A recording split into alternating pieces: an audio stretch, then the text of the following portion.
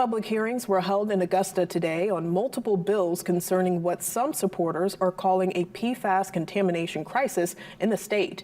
One of those bills would require landlords to test private wells for PFAS, as well as lead, radon, and uranium on a 5-year basis. This would build on a current law that requires testing of arsenic and radon. It would require the landlord to disclose the presence of the contamination, not act on it.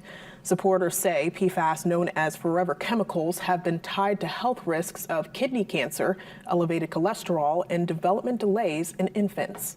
Maine's one of the most rural states in the country. Over 50% of our residents rely on private wells for their drinking water, a figure which includes 29% of renters. They all deserve to know what is in their drinking water so they can protect themselves and their families from contaminants. No one spoke against the bill at today's hearing.